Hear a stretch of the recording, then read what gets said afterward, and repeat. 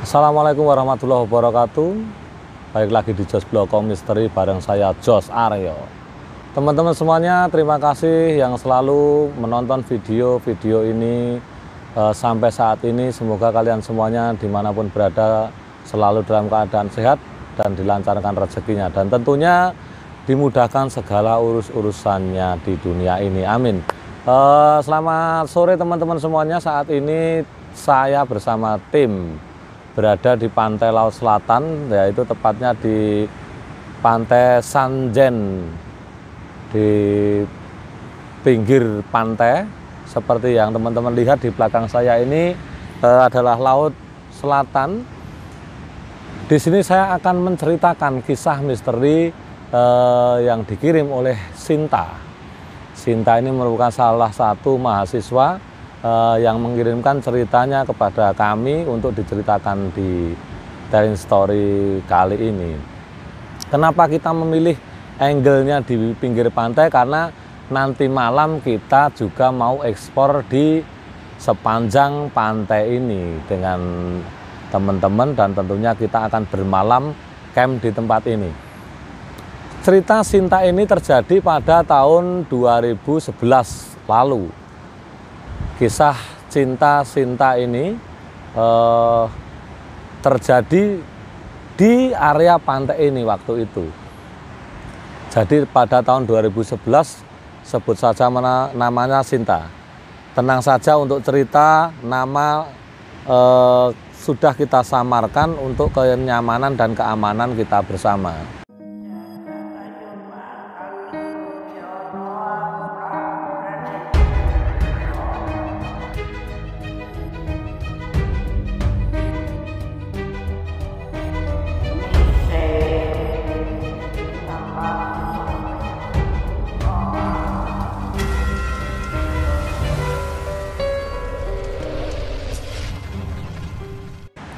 Pada sore hari, Sinta bersama temannya saat pulang kuliah.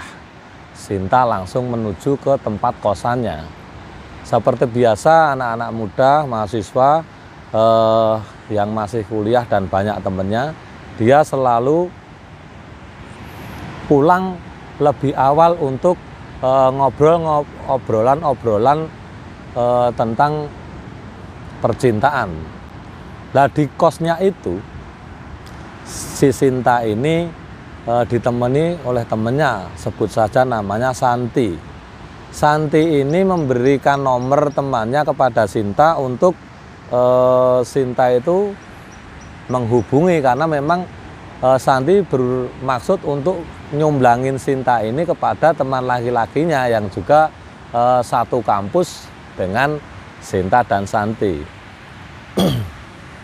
Singkat cerita, setelah si Sinta menghubungi nomor yang diberikan oleh Santi, kebetulan pada malam hari itu memang malam minggu, jadi Sinta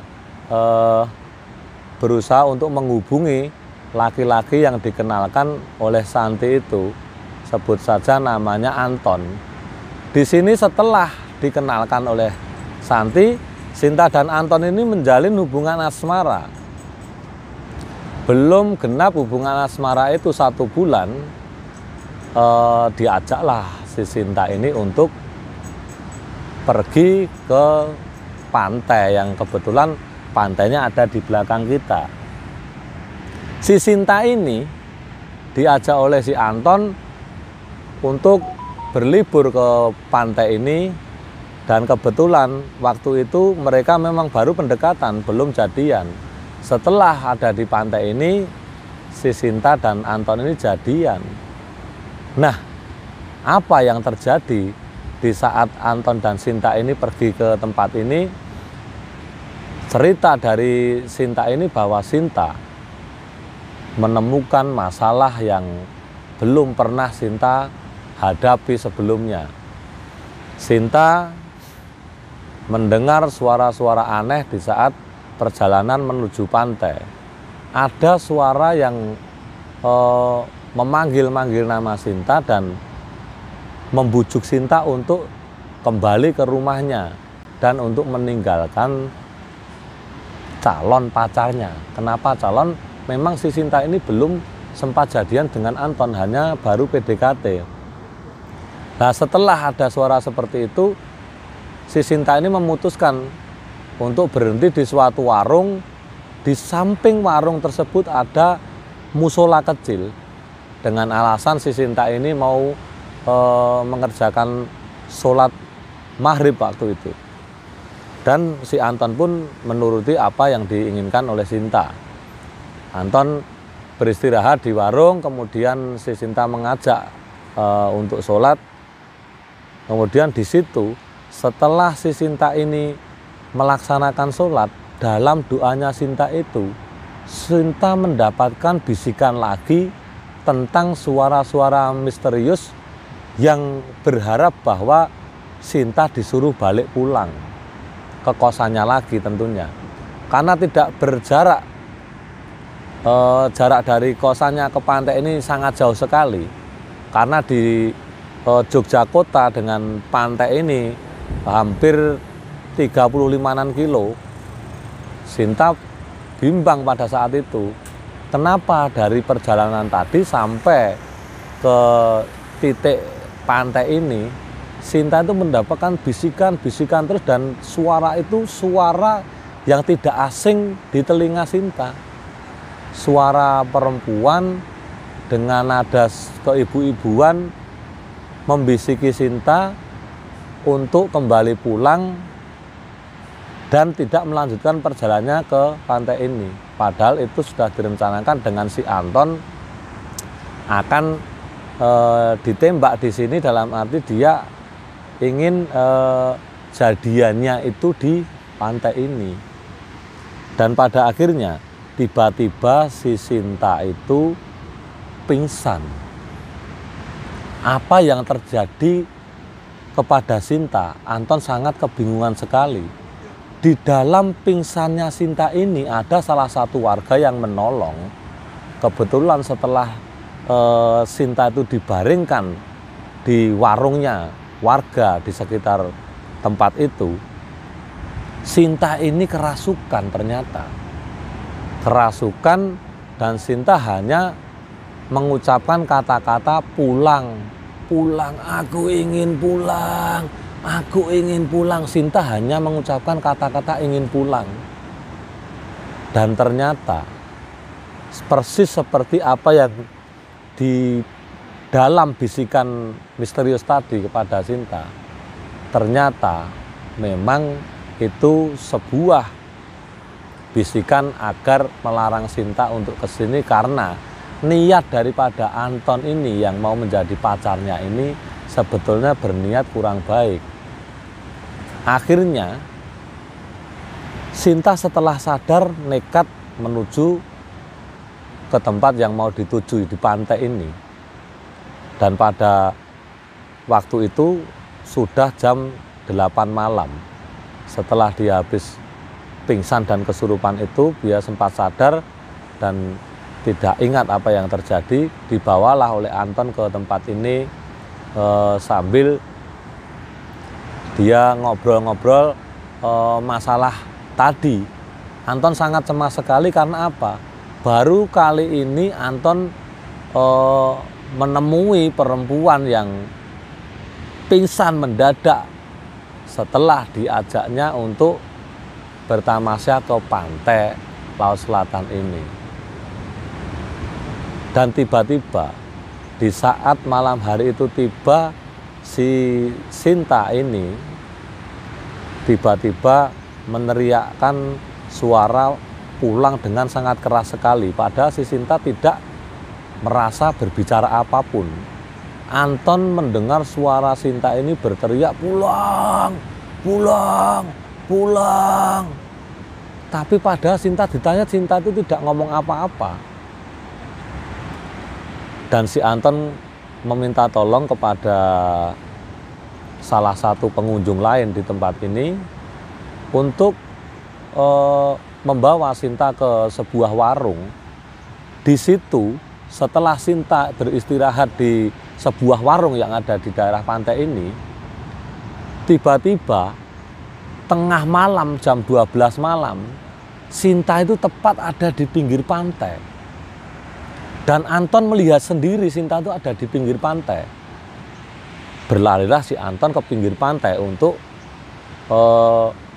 mencari Sinta dan mengajak Sinta kembali lagi ke warung yang dimana Sinta tadi ditidurkan di sebuah warung itu dan dijaga oleh pemilik warung. Karena memang kesehatan Sinta pada saat itu kurang baik setelah mengalami pingsan tadi sore. Dan akhirnya setelah kurang dari 50 meter Anton berlari ke tepi pantai untuk mengejar Sinta. Ternyata yang di tepi pantai itu bukan Sinta. Dan tidak ada orang sama sekali. Kagetlah kan si Anton. Akhirnya Anton berlari.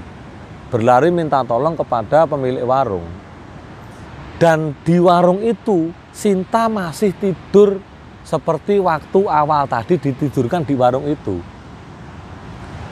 Dengan rasa panik, cemas, dan sangat ketakutan wajah si Anton ini, Anton bilang sama pemilik warung, "Pak, tadi itu saya melihat Sinta ini ada di pinggir pantai sana. Setelah saya kejar, kok nggak ada. Ternyata Sinta masih di sini. Yang itu tadi siapa, Pak?" Si pemilik warung itu berkata sama Anton, "Nak, hal-hal semacam itu tuh biasa terjadi di sini. Jadi nak, sampeyan itu niatnya dari rumah itu tadi apa? Kalau jenengan ndak punya niat apa-apa, ingin cuma tamasya dan berlibur di sini, niatnya bersih, insya Allah ndak ada apa-apa." Disitulah si Anton baru ingat. Pikiran dan benak si Anton ini tadi sebetulnya ingin mengajak Sinta ke sini, tahu sendiri namanya anak muda, punya pikiran yang sedikit negatif. Tiba-tiba si Sinta terbangun dari tidurnya dan seolah-olah tidak terjadi apa-apa. Si Sinta bilang sama si Anton, "Mas, kemana aja kamu? Saya dari tadi mencari kamu." Si Sinta bisa bilang begitu padahal bapaknya yang punya warung dan juga Anton itu tahu bahwa Sinta itu tidur. Semenjak Sinta mengalami pingsan dan berteriak tadi, Sinta itu tidur karena kecapean, karena masuk angin lah. Ternyata di saat tidur Sinta tadi, Sinta itu keluar. Seperti bermimpi dia keluar. Dan di area pantai ini tidak ada siapapun.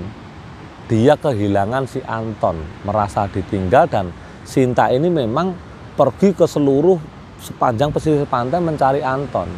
Dan ternyata tidak ditemukan. Jadi wanita yang mirip dengan Sinta di pinggir pantai tadi, sebetulnya siapa? Sinta juga bingung, Anton sendiri pun bingung.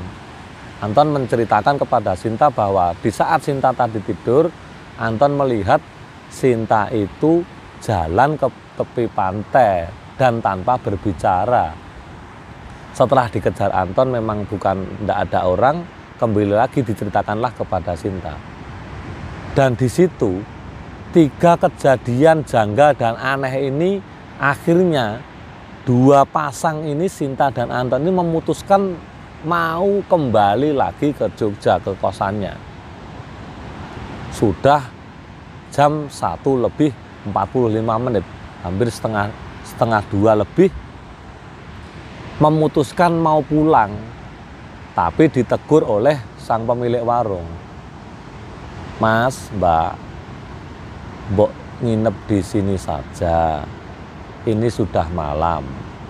Dan tidak ada pengunjung selain Sinta dan Anton pada malam hari itu. Karena memang bukan hari-hari untuk pengunjung wisatawan-wisatawan yang datang ke sini." Dan si Sinta nekat ingin kembali ke kosannya. Padahal jalur dari pantai ini ke kosannya itu melewati pegunungan, hutan-hutan yang sangat gelap. Pada jam segitu naik sepeda motor.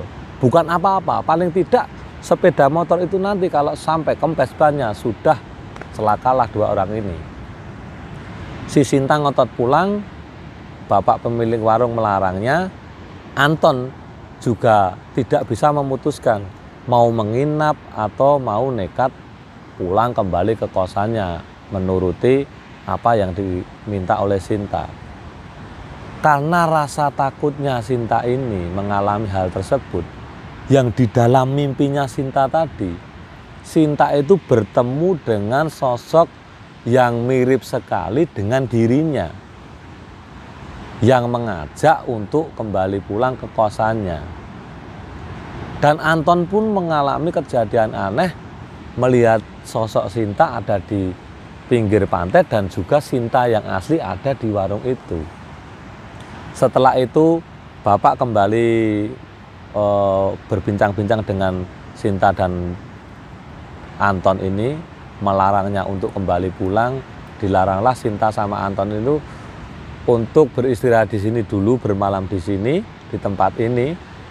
Dan akhirnya setelah diputuskan untuk bermalam di tempat ini, di tempat warungnya si bapak tadi, subuh, tepat sebelum adzan subuh itu, si Sinta terbangun dari tidurnya dan dihadapkan dengan lautan yang sangat luas sekali. Tidak ada satupun warung, tidak ada satupun pengunjung, dan Anton pun tidak ada. Di situ Sinta hanya sendiri, melihat ke kanan sendiri, melihat ke kanan sendiri, dan itu di pinggir pantai yang sangat luas dan bukan di pantai ini. Kebingungannya Sinta sampai hampir 10 menit dia bengong. Setelah ada yang menepuk pundaknya, dia baru tersadar bahwa saat itu dia bangun itu ada di depan terasnya pemilik warung. Dan bapak pemilik warung itu yang menggeblek pundak si Sinta menjadi Sinta sadar. Setelah itu Anton dibangunkan. Subuh itu juga Anton dan Sinta memutuskan pamit dengan pemilik warung kembali ke kosannya. Dengan rasa takut dan nekat, dia terpaksa kembali ke kosannya. Tiba-tiba di tengah jalan, karena memang tempat dari pantai ini sampai ke Jogja itu jauh, kita harus melewati Wonosari sampai ke Yogyakarta kota. Ada lagi banyak suara-suara yang berteriak-teriak memanggil untuk berhenti, dan banyak penampakan-penampakan di sepanjang jalan yang dilihat oleh Sinta. Anton tidak bisa melihat, hanya Sinta itu menangis berteriak-teriak karena di samping kiri jalan, samping kanan jalan itu semua banyak makhluk-makhluk halus yang berharap Sinta itu untuk berhenti turun di situ. Tetap Sinta mengajak si Anton untuk menggeber gasnya, langsung menuju ke jalan raya ke kota. Tanpa rasa ragu-ragu lagi, Sinta memejamkan mata sambil menangis, sambil berdoa apapun dia ucapkan agar dia terhindar dari penglihatannya. Itu sangat aneh sekali, Sinta bisa melihat seperti di dimensi lain. Banyak seperti pasar kanan kiri itu, dan semuanya memanggil nama Sinta. Ada apakah ini? Setelah sampai di kota, matahari sudah hampir terbit, sudah jam 5:30 pagi. Di situ rasa lega sudah muncul di raut wajah Sinta dan juga Anton. Rasa paniknya sudah terobati karena merasa sudah banyak orang. Saat sampai di kota itu, dia tidak berani bercerita kepada siapapun. Diantarlah si Sinta oleh Anton ke kosnya. Di kos itu ada ibu kos, ada teman-temannya kos. Kok pagi-pagi kok baru pulang, tadi malam itu kemana? Semuanya nanyakan. Setelah sampai di kosnya, Sinta masuk dengan badan yang masih kurang fit. Waktu ditidurkan, dan Anton tuh pamit sama ibu kosnya, sama teman kosnya Sinta pergi. Sinta ini mengalami demam yang sangat tinggi sekali. Badannya panas, menggigil. Sampai ketakutan teman-teman kosnya itu memanggil ibu kos dan juga memanggil driver yang sering ada di kosannya itu untuk membawanya Sinta ke klinik untuk diperiksakan karena panasnya tinggi dan ngigo terus setelah Anton berpamitan. Dan Sinta dikasih makan, dikasih minum tidak mau. Dia hanya menggigil dengan mata yang kosong, tubuhnya sangat panas. Diputuskanlah dibawa oleh teman kosnya dengan ibu kos, dia pergi ke suatu klinik untuk diperiksakan. Dan di situ ternyata memang demamnya sangat tinggi. Setelah dari periksa itu disuruh rawat jalan, hanya diberikan obat-obatan untuk menurunkan panas. Setelah kembali, sampai di kosannya, Sinta ini juga belum mau bicara. Mungkin terbayang rasa takutnya atau bagaimana si Sinta sampai siang hari pun tidak mau menceritakan apa yang sudah dialaminya pada malam itu. Hanya setelah azan maghrib, si Sinta berani menceritakan kepada ibu kosnya bahwa tadi malam Sinta mengalami kejadian aneh setelah datang ke pantai dengan si Anton. Tapi tidak berhenti di situ. Setelah malam harinya Sinta tidur di kosnya, panggilan itu muncul lagi.